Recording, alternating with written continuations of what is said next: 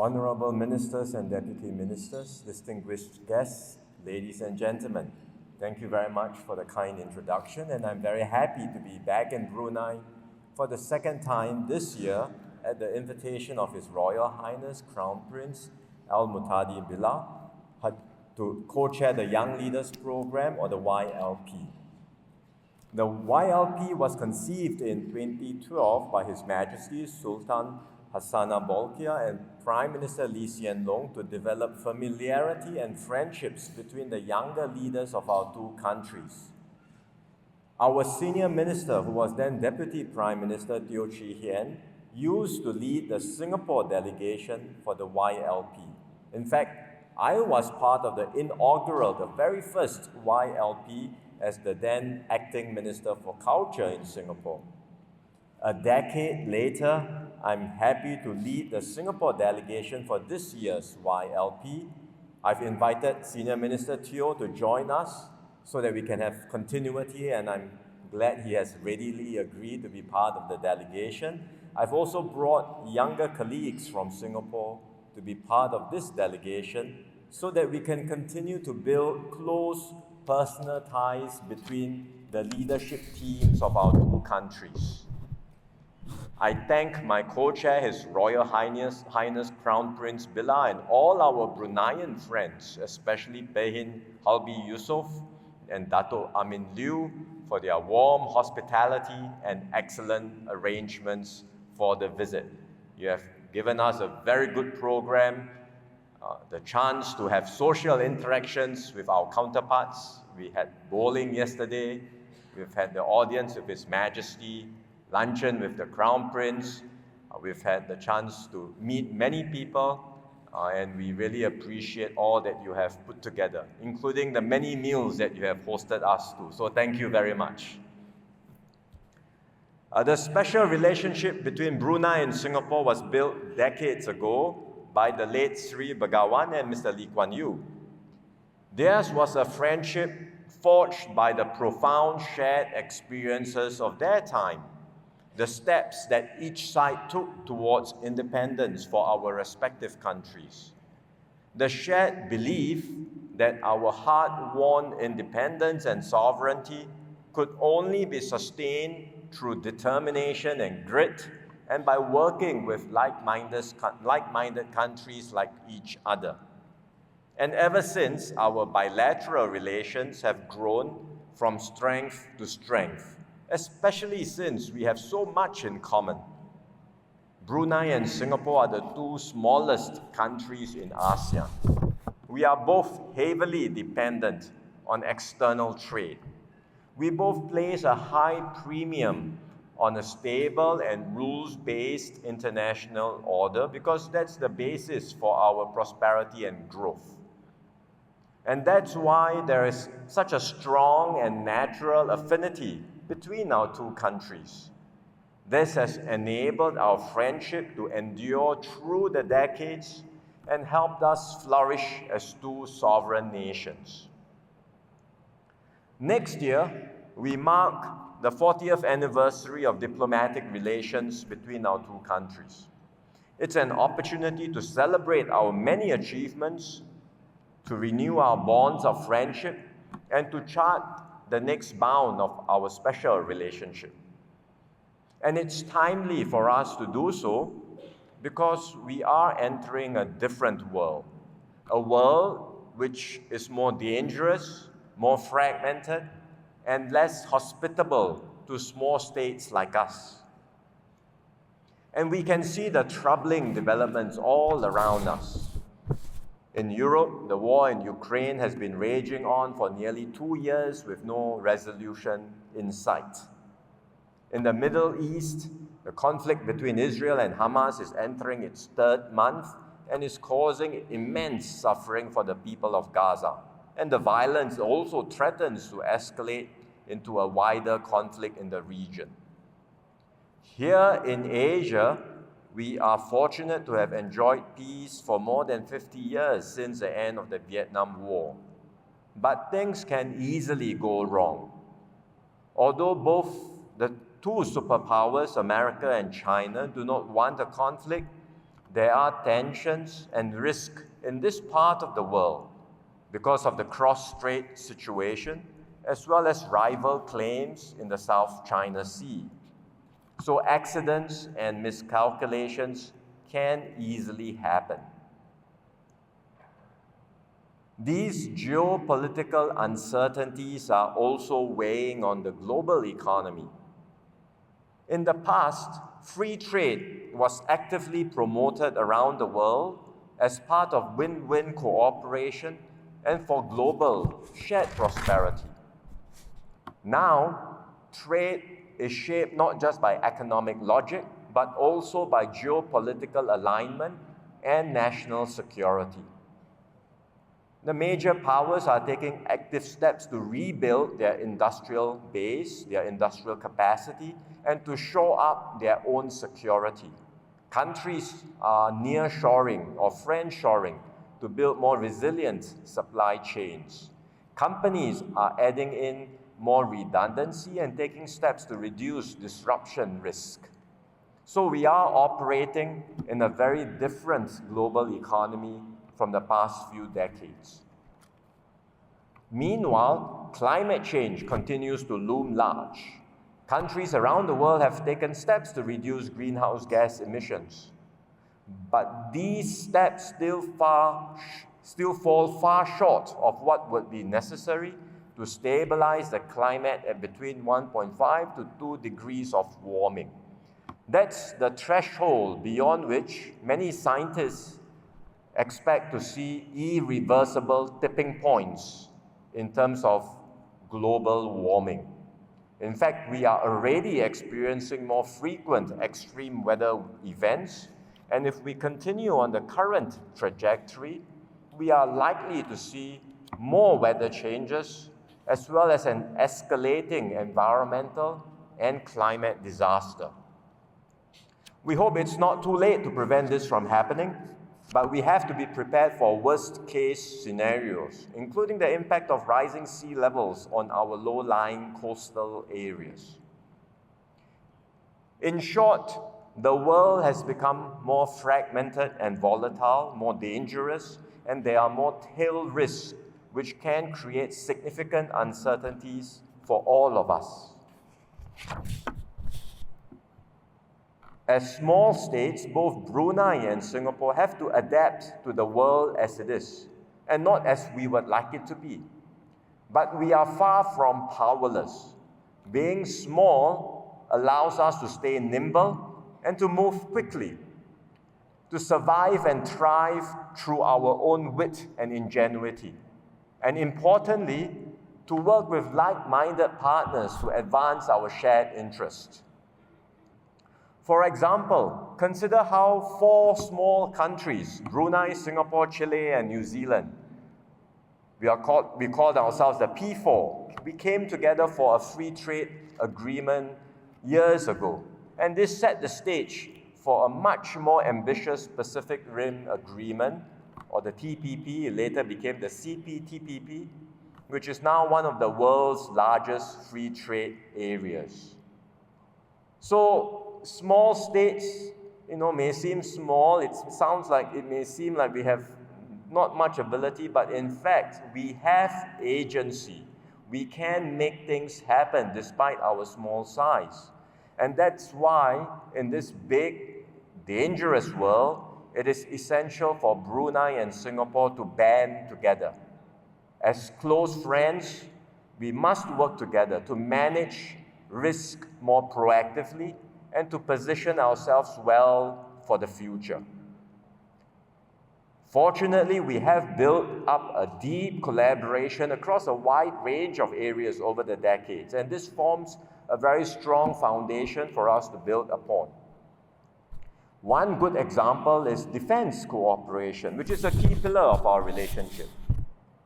We established our long-standing defense relations in 1976, well before formal diplomatic ties were established when Brunei became independent in 1984. At that time, with the British scaling down their presence in Singapore and the region more generally, Singapore was rapidly developing our own military capabilities. Brunei was also keen to build up its own defense capabilities, so we became natural partners in the security domain. And since then, our military-to-military interactions have deepened in scope and complexity. Today, we have regular exercises between all three services of our armed forces. Last year, our army celebrated the 25th anniversary of Exercise Maju Bersama. This morning, I had the honor of attending the commissioning ceremony of a patrol vessel, the KDB Al Farouk, together with His Royal Highness Crown Prince Bilal. This is the second patrol vessel which the Republic of Singapore Navy has transferred to the Royal Brunei Navy. It will further expand opportunities for cooperation in maritime security, as well as naval training, engineering, and logistics. Meanwhile, Singapore will always be appreciative of Brunei's steadfast support for the SAF's training at Temburong. Generations of Singaporean soldiers, including myself, in fact, all the males in my delegation have trained in the jungles of Temburong. And once you have trained there, you will never forget the experience. It stays with you all your life. And we have fond, lasting memories of our time training in Temburong, and I'm sure many generations of Singaporeans training there will likewise have similar memories. These interactions help to enhance the professionalism of our two armed forces.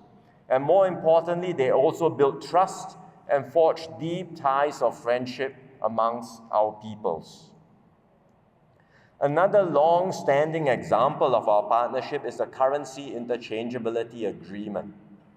It's a very unique arrangement between our two countries, and it has withstood the test of time, surviving major economic disruptions such as the 1997 Asian financial crisis and the 2008 global financial crisis. This policy of freely convertible currencies has benefited both our economies and our peoples. It has eliminated foreign exchange rate risk and minimized transactions costs, and it has facilitated the growth of trade and investments between our two countries. Beyond these two pillars, Brunei and Singapore collaborate across a whole range of areas in health, education, culture, foreign affairs, just to name a few. And we saw this clearly during the COVID-19 pandemic over the last 3 years. Ministers from both sides regularly engaged one another throughout the pandemic, including over text and WhatsApp messages, to share information on the latest best practices to respond to the virus and to explore ways to support one another through that difficult time. We ensured that trade, especially of medically critical products, continued to flow unimpeded between our two countries. We helped each other optimize our respective COVID-19 vaccination schedules by coordinating a mutually beneficial swap of Moderna vaccines. And when Singapore decided to open up our borders and allow fully vaccinated travelers to enter Singapore without quarantine, Brunei was one of the first countries we opened up to. All this reflects the very close ties between our two countries. And last year, during His Majesty's state visit to Singapore, our bilateral relations took another step forward when we agreed to cooperate in several new areas of mutual interest. I am therefore confident that we can build on these very strong foundations to advance our shared interests, build even closer bonds, and forge a partnership that endures for all seasons. Let me suggest 4 broad areas where we can further strengthen our cooperation. First, there is potential for closer ties to make our countries more resilient. Food security is one area where we are natural partners. Brunei has abundant land and natural resources, while Singapore imports almost all of our food. We already import seafood products from Brunei, and recently, Singapore also accredited Brunei as a new source for eggs. There is scope to do more, including in areas like processed beef, poultry, chicken, as well as agri-tech R&D. And such cooperation will bring about mutual benefits for both sides. It will enable Brunei to diversify its economy as part of its Brunei Vision 2035, and at the same time provide Singapore with an additional reliable source of food imports. Beyond food, we can also explore other areas of resilience. In particular, we can work together to strengthen our preparedness for future disease outbreaks and pandemic threats. And we can be sure there will be yet another disease outbreak in the future and yet future pandemics to deal with. We can also improve our medical supply resilience, such as by facilitating the movement of medical products during times of emergencies and crises. Second area, there is much we can do also to support one another's green transition. Both Brunei and Singapore seek to achieve carbon neutrality or net zero emissions by 2050. Achieving this goal will not be easy. It will require a massive restructuring and transformation of our economies towards more low carbon activities. So we have a shared interest in working together and exchanging best practices. In particular, Brunei has the potential to scale up the deployment of renewable energy, especially in solar. Singapore is looking to import renewable energy, as well as green hydrogen. Both our countries are also exploring solutions like carbon capture and storage, as well as carbon markets. So there is a lot for both sides to gain by stepping up cooperation in these areas. Thirdly, as small countries, we should also work together at regional and global forums to amplify our voices on the international stage. We have always collaborated closely in ASEAN, and we should push continually for greater ASEAN integration. One way is deepening digital connectivity in Southeast Asia by advancing the ASEAN Digital Framework Agreement.